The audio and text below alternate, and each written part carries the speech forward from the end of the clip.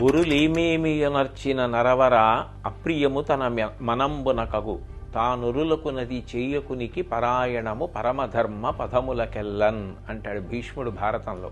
మనం ఎవరినైనా ఇతరుల్ని ఏదైనా అనే ముందు వాళ్ళు మనని అట్లా అంటే మనకెంత బాధ కలుగుతుందా సంతోషం కలుగుతుందా ఆలోచించాలి.